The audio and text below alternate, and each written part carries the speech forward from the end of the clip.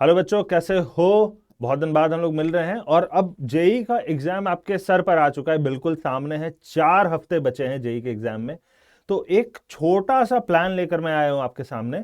अगर आपने पढ़ाई कर ली है, तरीके से सलीके से पढ़ लिया है, सिलेबस एक बार कवर कर लिया और अब आप लोग रिवीजन मोड में हो गए, तो किस तरीके से रिवाइज करना है, किस ऑर्डर्स में चैप्टर्स को पढ़ना है, किन चैप्टर्स पे कितना ध्यान देना है। देखो, सिलेबस इतना बड़ा होता है कि हर चीज को एकदम डिटेल में रिवाइज कर पाना थोड़ा मुश्किल होता है। तो कई बार इट बिकम्स वेरी इंपॉर्टेंट कि आप क्या पढ़ रहे हो और उसके साथ ही साथ क्या आप नहीं पढ़ रहे हो, है ना। तो 4 वीक्स बचे हैं, 28 दिन बचे हैं जेई मेंस के एग्जाम को शुरू होने में, और इन 28 दिनों में हमारा क्या प्लान रहेगा, इस पर आज हम लोग करेंगे चर्चा। ठीक है, तो जेई मेंस एंड गेम, एकदम अब गेम का ऑलमोस्ट अंत आ चुका है। अभी आप भूल जाओ अप्रैल वाले अटेम्प्ट को, भूल जाओ जेई एडवांस को, भूल जाओ। अभी आपके सामने जो एग्जाम है वही है हर कुछ, और उसी पे अभी अपनी पूरी जी जान लगा देनी है हमें। ठीक है, 4 वीक का प्लान। और इसमें मैंने क्या किया है कि हर एक वीक कुछ चैप्टर हमने चुने हैं कि इसको इसको इसको पढ़ेंगे, इस ऑर्डर में पढ़ेंगे, ताकि हमारा रिविजन तरीके से हो जाए और उसके साथ ही साथ अपने मार्क्स को हम मैक्सिमाइज कर पाए। ठीक है, शुरू करते हैं पहले वीक से, वीक 1। ठीक है, क्या चैप्टर से आपके सामने रखा है मैंने?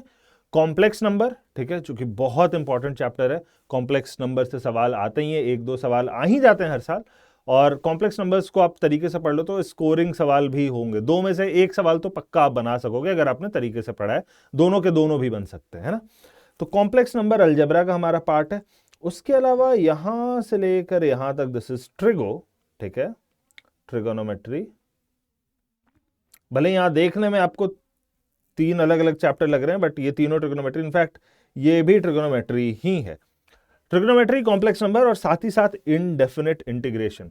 अब देखो, जब ट्रिग्नोमेट्री पढ़ोगे ना, उसके साथ साथ क्यों मैंने कहा इनडेफिनेट इंटीग्रेशन पढ़ने, क्योंकि इनडेफिनेट इंटीग्रेशन में ज्यादा खेल जो है, ज्यादा गेम जो है वो ट्रिग्नोमेट्री का है। सब्स्टिट्यूशन करना रहता है आपको, कई बार वेरिएबल्स को आपको इस तरीके से डिफाइन करना रहता है किसी ट्रिग्नोमेट्रिक रेशियो के टर्म्स एंड सो ऑन। तो ये सारे रिलेटेड चीजें हैं। और कॉम्प्लेक्स नंबर्स में भी अगर आप रोटेशन का फंडा एक बार समझ गए हो तो वहां पे ट्रिग्नोमेट्री का बहुत ज्यादा गेम होता है ना। De Moivre's theorem for example, cos theta plus i sine theta to the power n कितना होता है, याद है ना? cos n theta plus i sine n theta and so on. ठीक है, तो पहले वीक मैथ में, ऑफ कोर्स आपको फिजिक्स भी पढ़ना है, केमिस्ट्री भी पढ़ना है, लेकिन मैथ में पहले वीक आप इन चैप्टर्स को कर लो, trigonometry, complex numbers and indefinite integration. ठीक है, ट्रिग्नोमेट्री से सवाल डायरेक्टली कम आते हैं, एक सवाल आ गया तो आ गया, बट ट्रिग्नोमेट्री के एप्लीकेशंस के बहुत सवाल आएंगे, इसलिए आपको ये करना ही। आगे की भी चीजें, अगर आपको circles for example coordinate geometry का ढंग से पढ़ना है, पैरामेट्रिक फॉर्म जो है वो आपको ट्रिग्नोमेट्री के ही टर्म्स में रहेंगे, एलिप्स के, स्ट्रेट लाइंस के एंड सो ऑन, है ना। तो trigonometry, indefinite integration, complex numbers. ठीक है, इसका जो वेटेज होगा, approximately all these chapters will cover you for 10% of your weightage in the exam. ठीक है, 10% हम लोग कवर कर लिए वीक 1 में। अब वीक 2 थोड़ा इंटेंस करते हैं, हल्का सा और पुश लगाते हैं हम लोग। इनडेफिनेट की जगह डेफिनेट इंटीग्रेशन, ज्यादा सवाल डेफिनेट के तरफ लीन करते हैं, हालांकि बड़े रिलेटेड टॉपिक्स है दोनों, इनडेफिनेट और डेफिनेट, बट ज्यादा सवाल जो है डेफिनेट की तरफ लीन करते हैं। और डिफरेंशियल इक्वेशंस, अगेन अगर इनडेफिनेट तरीके से पढ़ा है तो डिफरेंशियल इक्वेशंस भी आपके हो जाएंगे, है ना। Area under curve, you see all these are very very related integral calculus के पार्ट्स। उसके अलावा permutation combination probability, again a very interwoven topic, है ना, कपल ऑफ टॉपिक्स। और फंक्शंस, इन 3 पोर्शंस को मिला के, जो 6 चैप्टर 3 पोर्शंस में बटे हुए हैं, इंटीग्रल कैलकुलस, कॉम्बिनेटोरिक्स, है ना, परम्यूटेशन कॉम्बिनेशन प्रोबेबिलिटी कॉम्बिनेटोरिक्स का पार्ट हो गया, और फंक्शंस, इनको अगर आप कवर करते तो वीक 2 में 20% और वेटेज आप के चैप्टर्स को आपने कवर कर लिया है तरीके से, है ना। देखिए, प्लान करके करेंगे तो एक बार में बहुत जोर नहीं पड़ेगा, ऐसा नहीं होगा कि अचानक से लास्ट वीक में आपको पूरे सिलेबस को दोबारा रिवाइज करना पड़ेगा, विच इज थोड़ा सा अनडूएबल। बट वही 4 वीक्स में आप अगर थोड़े थोड़े थोड़े पोर्शन में बांट देते आप कर पाएंगे। तो 10% वीक 1, 20% वीक 2, आपने 30% सिलेबस कवर कर लिया है, जिसमें से 20-25% तो आप बना देंगे अगर आपने तरीके से पढ़ा है तो, है ना। अब क्वालिफाई करने के लिए थोड़ा में और मार्क्स चाहिए। वीक 3 में हम लोग क्या करने जा रहे हैं, देखो, नंबर ऑफ चैप्टर्स बढ़ गए, क्यों? क्योंकि अब आप पूरे फुल फोर्स में रिवीजन कर रहे हो तो थोड़ा सा और ज्यादा पुश कर सकते हैं। मेट्रिसेस एंड डिटर्मिनेंट्स, कंफर्म सवाल आ रहा है मेट्रिसेस एंड डिटर्मिनेंट से। बाइनोमियल थ्योरम ऑलमोस्ट कंफर्म आ ही जाता है, हर साल एक सवाल तो आ ही जाता है। लिमिट्स एंड डिफरेंशिएशन, अब जब मैं डिफरेंशिएशन बोल रहा हूं, this means differentiability, continuity and method of differentiation. ठीक है, मैथमेटिकल रीजनिंग से एक कंफर्म सवाल आना है और एकदम फ्री के मार्क्स है, पढ़ लोगे आप, उस 1-2 घंटे 3 घंटे आप दो, मैथमेटिकल रीजनिंग ढंग से पढ़ लो, एक सवाल आपका श्योर शॉट लगना ही है। स्टैटिस्टिक्स फ्री के मार्क्स और एक कंफर्म सवाल आना है। क्वाड्रेटिक इक्वेशन कई बार डायरेक्टली आता है, कई बार घूम फिर के आता है, बट आपको इस पे तो कमांड चाहिए, है ना। पूरे मैथमेटिक्स में यूज होता है क्वाड्रेटिक इक्वेशन, इधर उधर टैंजेंट नॉर्मल्स पढ़ोगे, ले तक हमें डिस्क्रिमिनेंट जीरो करना पड़ता है, याद है ना ये सारी चीजें, अब तो याद ही होंगी। और हाइट्स एंड डिस्टेंस, जिससे कई बार सवाल आते हैं, कई बार नहीं आते, बट ये सारा अगर आप मिला लो, देखो इतने इंपॉर्टेंट टॉपिक्स हैं, इन सब से 30% सवाल हो जाते हैं। तो पहले वीक 10% हमने कवर किया, दूसरे वीक 20%, तीसरे वीक 30%, है ना। तो अभी तक टोटल मिला के हमने 60% वेटेज की चीजों को कवर कर रखा है। ठीक है, 60% वेटेज की चीजों को कवर कर रखा है, जिसमें से अगर आपने तरीके से पढ़ाई की तो 40-50% के आसपास आप स्कोर कर सकते हो। क्यों? क्योंकि भाई यहां बहुत चीजें हैं, जैसे मैथमेटिकल रीजनिंग है, स्टैटिस्टिक्स है, बाइनोमियल थ्योरम है, ऑलमोस्ट फ्री के मार्क्स, मतलब आप थोड़ा सा भी तरीके से पढ़ लो, कुछ प्रैक्टिस कर लो, आप इनके सवालों को बना कर ही आओगे, एरर के भी रेट्स कम होते हैं, बशर्ते आपने पढ़ाई की हो तरीके से, वो बहुत जरूरी है। बार बार मैं उस चीज पर एम्फसाइज कर रहा हूं।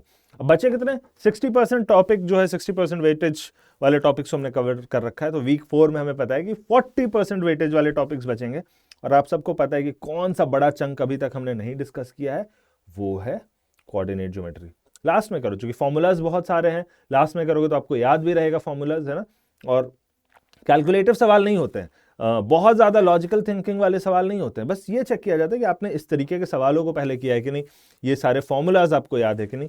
एप्लीकेशन ऑफ डेरिवेटिव्स, यहां पर आपको थोड़ा लॉजिकल थिंकिंग लगेगा, यहां पे आपके मैथमेटिकल स्किल्स लगेंगे। सीक्वेंस सीरीज अगेन आपके मैथमेटिकल स्किल्स को टेस्ट करता है। सवाल तो 100% आना ही आना है सीक्वेंस सीरीज से, एक कई बार 2 सवाल आ जाते हैं, लेकिन अच्छे सवाल, ट्रिकी सवाल आते हैं आपको। You have to be in practice, आपके 2 साल की मेहनत भी यहां पर रिफ्लेक्ट करेगी सीक्वेंस सीरीज में। हालांकि कोऑर्डिनेट ज्योमेट्री में ऐसा नहीं होगा, कोऑर्डिनेट ज्योमेट्री में आपकी इमीडिएट मेहनत भी कई बार आपको आपकी नैया पार करा देती है, जबकि सीक्वेंस सीरीज में आपको थोड़ा सा दिमाग ज्यादा लगाना पड़ता है, आपको बहुत सारे सवाल पहले से बनाए होने चाहिए। ठीक है, और वेक्टर्स 3D अगेन फ्री के मार्क्स, बहुत हैवी वेटेज रहता है, छोटा चैप्टर है और ज्यादा सवाल आते हैं, तो वेरी हाई ROI है इस पर, रिटर्न ऑन इन्वेस्टमेंट इस चैप्टर पर बहुत ज्यादा है। Sequence series, application of derivatives again calculus का पार्ट है, आपने फिजिक्स में भी किया होगा, मैथ में तो खैर बहुत किया होगा, tangents, normals, maxima, minima, increasing function, decreasing functions, periodic functions, तरीके की चीज है ना, Rolle's theorem, Lagrange theorem, mean value theorem, जितने आपके वो सारे, और कोऑर्डिनेट ज्योमेट्री, इन सबको मिलाकर आप 40%, 100% सिलेबस हमारा रिवाइज हो गया एक आइडियल केस सिनेरियो में।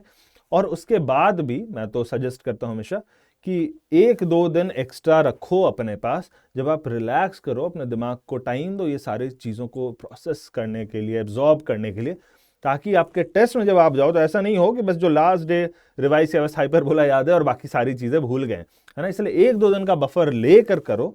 और मेरा फिर भी मानना होता है, देखो जेईई एडवांस में ना आपका सिलेबस पूरा खत्म है या नहीं खत्म है, मैटर तो करता है, बट इससे ज्यादा क्या मैटर करता है कि जो पार्ट्स भी खत्म है वो कितने अच्छे से खत्म है, क्योंकि सवाल आते हैं बहुत कठिन और कट ऑफ जाता है नीचे। अगर आपका 60-70% ऑफ द सिलेबस खत्म है पूरा और आपने बहुत अच्छे से कर लिया है कि आप उसके सारे सवाल को बना देते हैं, तो 60-70% marks gets you into an IIT, है ना। लेकिन मेंस में आपका सिलेबस खत्म होना काफी जरूरी होता है, क्योंकि सवाल उतने कठिन नहीं आते हैं, कट ऑफ ज्यादा जाता है ना। तो आपका स्कोर ज्यादा होना चाहिए, और स्कोर ज्यादा होने के लिए बहुत जरूरी है कि जो वो टॉपिक्स हैं जो इंडिया के सारे स्टूडेंट्स बना रहे हैं वो आप भी बना रहे हैं। ऐसा नहीं हो कि कोई आसान सा सवाल आया हो बट हमने छोड़ दिया क्योंकि हमने वो चैप्टर ही नहीं पढ़ा था तरीके से, हमें फॉर्मूला ही नहीं आता, या हम भूल गए थे इस तरीके के सवालों को कैसे अटेम्प्ट करते हैं ना। इसलिए सिलेबस कवर करना becomes very very crucial for JEE mains exam, जो अभी आपका 4 वीक में है। तो दोबारा देख लो, जरूरत पड़े तो इस वीडियो को एक पेन पेपर लेकर नोट कर लो, और उसके अलावा हमारे इंस्टाग्राम, टेलीग्राम पर आप ज्वाइन कर लो, ताकि कुछ मटेरियल्स अभी हम लोग भेजेंगे जो भी बच्चे हमसे जुड़े हुए हैं उनके रिवीजन को हेल्प आउट करने के लिए, और वो मटेरियल हालांकि हमारे वेबसाइट पर भी अवेलेबल रहेगा, है ना। तो इन सब जगह पर आप कनेक्टेड रहो, जो भी लास्ट मोमेंट सपोर्ट चाहिए होगा, we are here for you, we want you to do your best, है ना।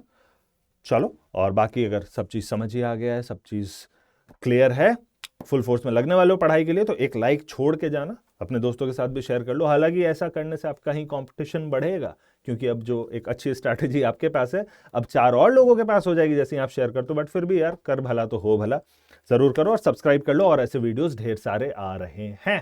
Thank you.